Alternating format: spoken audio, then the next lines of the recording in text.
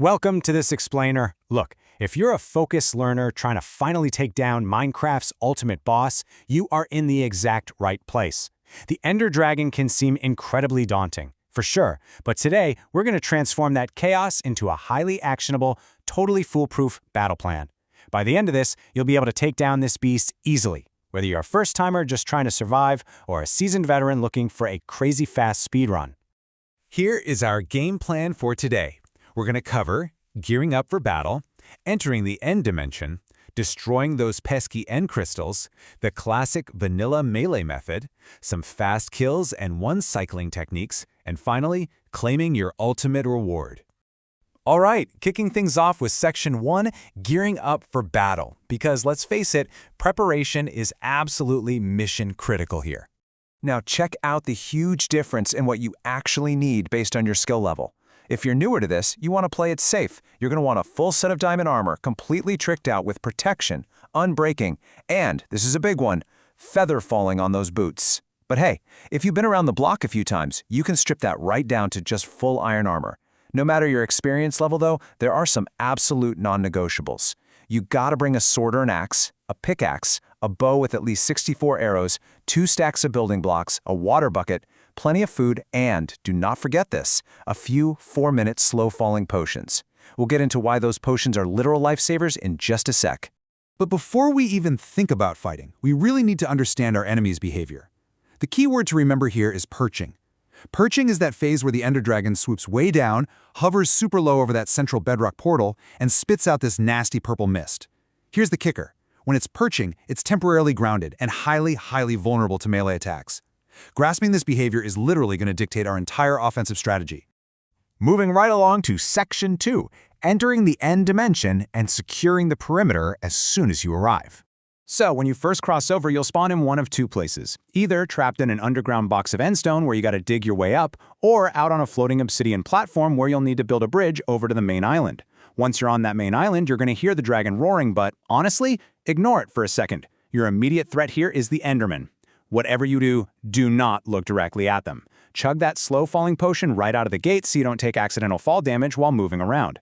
Now, if an Enderman does get aggressive, I've got a hilarious but incredibly effective trick for you. Literally, just slap a wooden boat on the ground. The Enderman will walk right into it and get totally stuck. It's amazing. Then you can safely farm them until you've got about 5 or 6 Ender Pearls.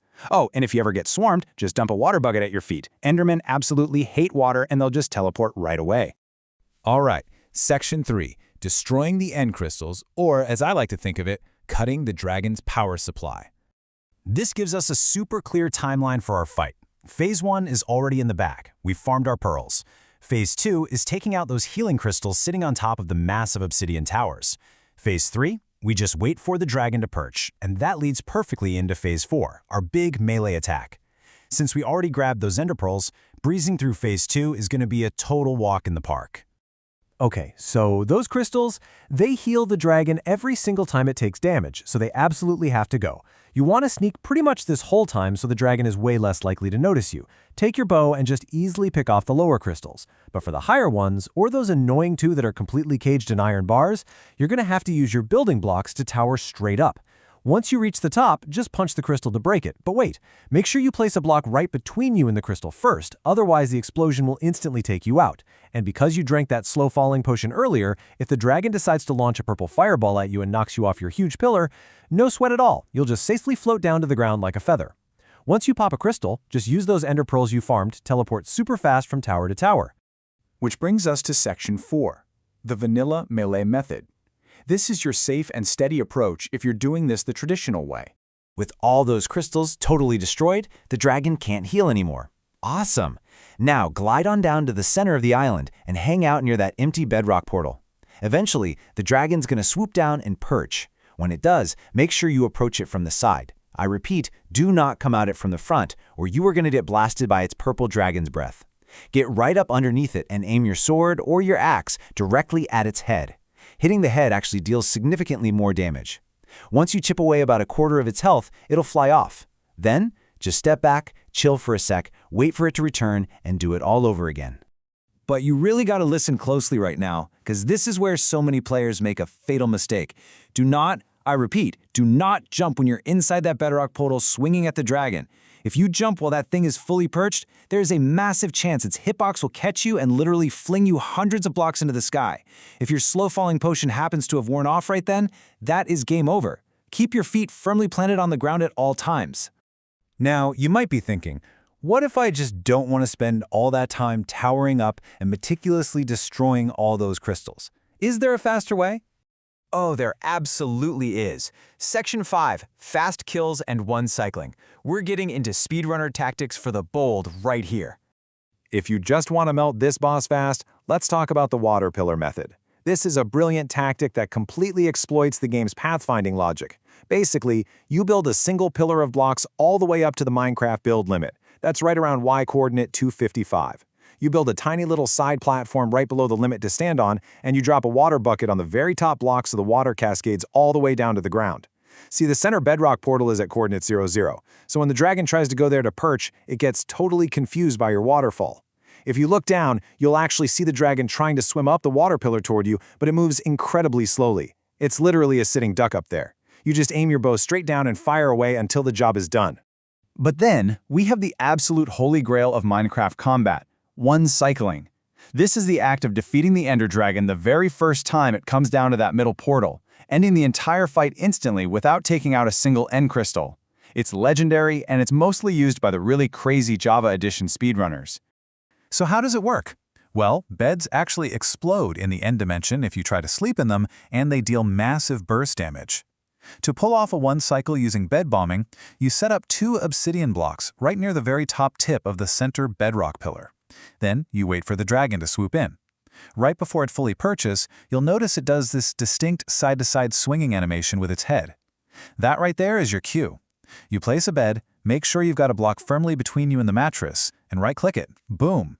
The trick is to keep placing and exploding beds in perfect rhythm with its head swings. Done right, it takes about 7 beds to completely obliterate the dragon in a matter of seconds. It's wild. Now, if you're on Bedrock Edition, the bed mechanics act a little differently and just aren't as consistent. But Bedrock players, you've got an amazing trick of your own. Check this out.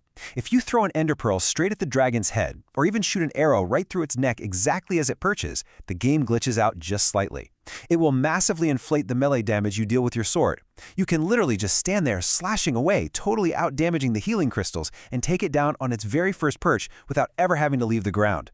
The beast is finally down. Section 6, claiming your ultimate reward. Because to the victor go the spoils, right? Once the dragon bursts into that crazy light show, you're going to be showered in a massive ton of experience orbs, and that central bedrock portal will fill up with those starry blocks so you can return to the overworld. But sitting right at the very tip of that portal is the absolute rarest item in the entire game, the dragon egg. Hold on though. If you just try to mine it with a pickaxe, it's going to instantly teleport away.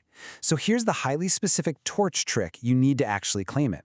First, you just punch the egg once so it teleports safely off the portal and onto the regular ground.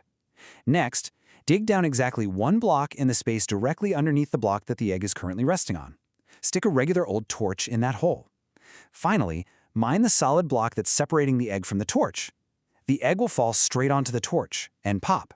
It breaks right into a collectible item you can scoop up into your inventory. And you know what? Taking down the dragon isn't actually the end. It's really just the beginning.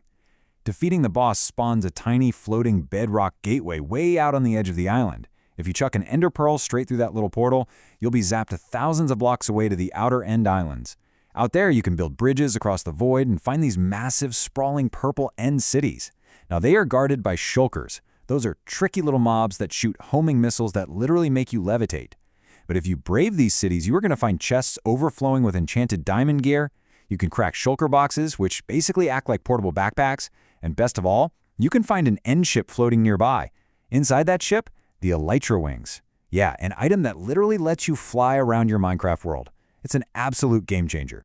So whether you're taking it nice and steady with iron armor and a trusty bow, or you're gearing up to drop exploding beds like a seasoned speedrunner, you now have the absolute ultimate battle plan to defeat the Ender Dragon easily.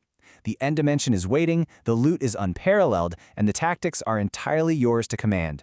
So the only question I have left for you is, now that you've got the blueprint, are you ready to step into the end and claim your dragon egg? Good luck out there!